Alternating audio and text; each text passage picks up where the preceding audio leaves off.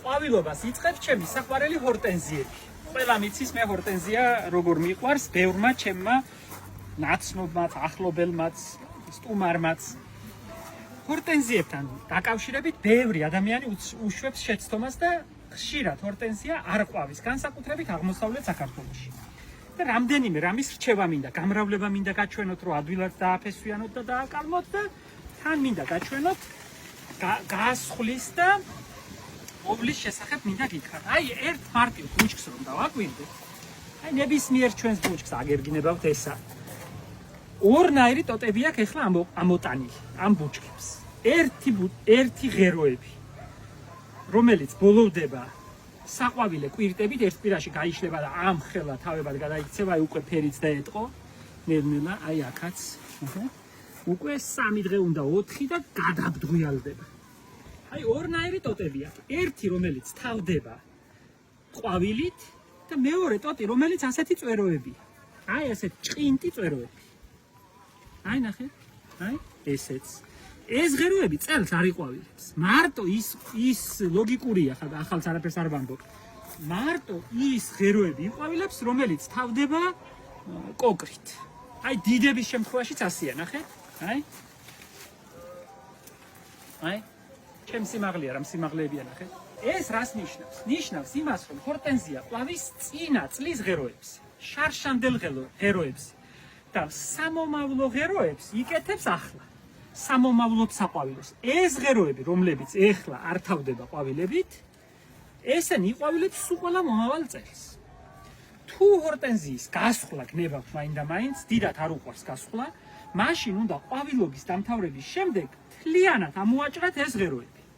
ყვავილიანი, ნაყვავილარი ღეროები უკვე რომ გადაიყვავილებს და გაუფერულდება ყვავილედები, მერე ამოაჭრით ამ ღეროებს და გზას მისცემთ ამ წვერიან ღეროებს, რომლებიც მომავალ წელს იყვავილებენ. ასე თუ უბრალოდ ავდგებით და მაკრატლით ამ ბუჩქებს გადავჭრით, მაშინ ეს პრინციპი დაირღვევა. ახლა ჰორტენზიების დაკალმების შესახებ.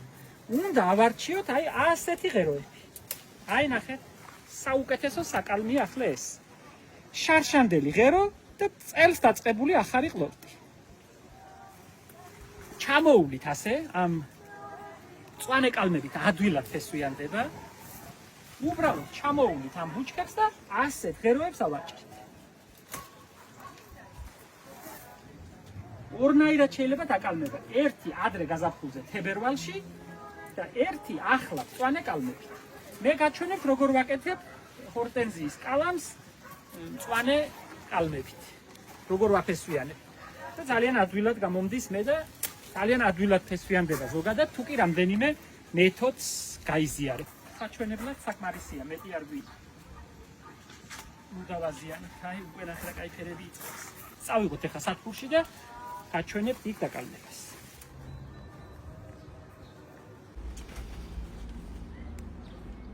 ეს ის დანაა და ჩემზე ბედნიერი კაცი თუა ვინმე არ მგონია ქვეყანას. ჩვენმა მაყურებელმა იცის საიდან მაქვს ეს დანა და რაღაცა სხვა მადლი ახლავს. აი ასე ვაკეთებ კალმებს, ნახეთ?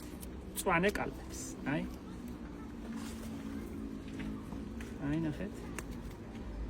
ამას მოვაჭრი. თანით ჯობია კალმის გაკეთება, რა თქმა უნდა. არ იჭყლიტება. მithქვამს მე ეს ხშირად. მაკრატლით როცა აკეთებ, ეს ეჭყლიტება. მაკრატელის პირში რომ მოყვება ის განსაკუთრებით მწვანე კალამი. ცირა თუ კალამი გიჭირს და მასალა არ გაქვს, მაშინ ამათგანაც შეიძლება კალმის გაკეთება, მაგრამ ჯობია რა თქმა უნდა წვერის კალმები. ამიტომ რადგან მე მაქვს ახლა ბევრი კალამს მარტო წვერისას გავაკეთებ. ირიბად წავჭრით მუხლთან ამ ფოთლებს გავანახევრებ. აი ეს უკვე გამზადებული კალამია. 100-დან 100 ფესვიანდება. 100 ჩარჭობილით. ყველა მებაღეს, ყველას, გამოცდილს, გამოუცდელს, პროფესიონალს, არაპროფესიონალს უნდა კონდეს ნახშირი. აგერ ბატონო, ჩვეულებრივი ხის ნახშირი. თუ კი არ გაქვს ნახშირის გაკეთების საშუალება, შეგიძლიათ მწვადებისთვის რომ იყიდება, ისეთი იყიდოთ. დაჩეჩქოთ ეს ნახშირი და ასე ჩემსავით გაცრათ. აი ნახეთ. უებარი საშუალებაა. თუ კი აკალმებ, თუ კი სცენარეების გამრავლებით ხარ დაკავებული, ეს ჭრილობები უნდა დაამუშავოთ ნახშირით. სანამ ჩარგავდეთ ქვიშაში. აი ეს.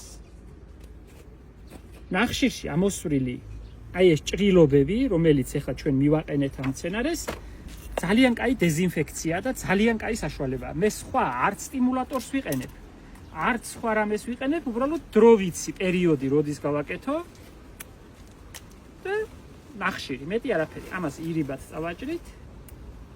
აი ეს. და რა თქმა უნდა, ნახშირი სულ მაქვს.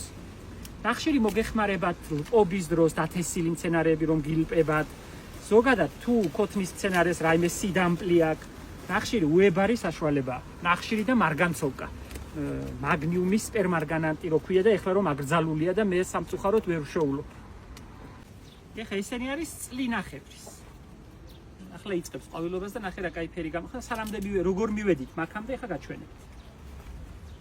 არც ერთ ღეროს არ დავკარგავ რა თქმა უნდა. აი ნახეთ, ათასობით შემიძლია გავამრავლო. განსაკუთრებით დასავლეთ საქართველოში გიждდება. აი თბილისში და თბილისის შემოგარენში, ჩრდილში მხოლოდ, სადაც ნესტიანი, კარგი ადგილები გაქვთ. აი ასე. ეს ტაშტი რისთვის მაგ გაჩვენებ? აგერ ჩემი შეზავებული მიწაა. ამ მიწის ამბავი ყველა მიწის ჩემი რეცეპტით გაკეთებული მიწა. ამ მიწაში ურევია პერლიტი, აგროპერლიტი, პემზის ფხვნილი, გადამწვარი ნაკელი და მდინარის ქვიშა. აი ეს. ეს 50 გრამიანი ჭიქებია, არყის ჭიქებად იყიდება ბაზრობებზე. ჩვენ 1000-ობით და 10000-ობით ყიდულობთ და ზამთარში როცა ვცალია აქ ვაჭრით ძირებს. ხრეტავ რა თქმა უნდა დრენაჟისთვის და მე ამისთვის ვიყენებ აი ყველაფერი, რამდენი რამე გვაქვს მთელი სათბურები ამ ჭიქაში რომ ადგილი დავზოგოთ. ამას ცოტა ადგილი ჭირდება და მე რომ დაფესვიანდება, მე გადავრგავთ უკვე სხვა ჭიქაში. და ამ პატარა ჭიქით ბევრი ეტევა. სათბურში ადგილი ძალიან ჭირს. აი ნახეთ. ეს ბევრს გამოადგენს. ამ მეთოდით მე თქვენ გაჩვენებთ ასევე ვარდების მწვანე კალმებით გამრავლებასაც. იმედი მაქვს გამოგადგებათ. ძალიან ბევრი ადამიანი მწერს. ის გვასწავლე, ეს გვასწავლე, სიამოვნებით მე არ მეზარება. არასდროს არ დამნანებია თუ რამე ვიცი იმის სხვისთვის გაზიარება. აი ნახეთ, ეხლა ტაშჩი რატომ ვაწყობ, იმასაც აგიხსნით. აი მე ხელი გამოწაფული მაგ და ჩარჩქარა გამომდის. შემიძლია 1000-1500 ცალი დავრგა დღეში.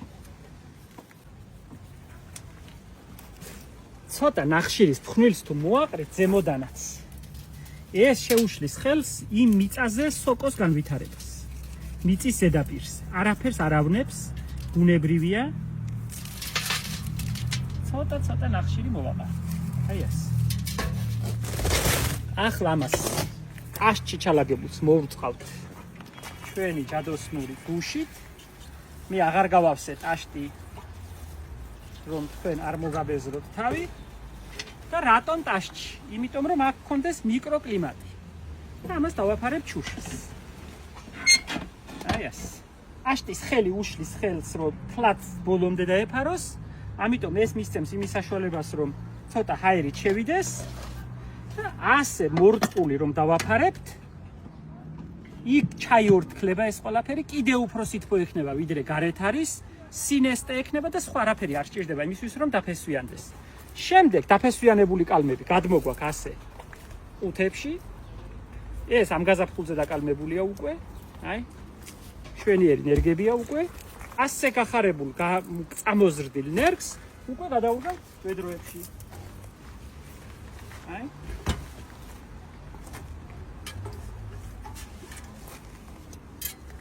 და იმავე წელს აყვავდება.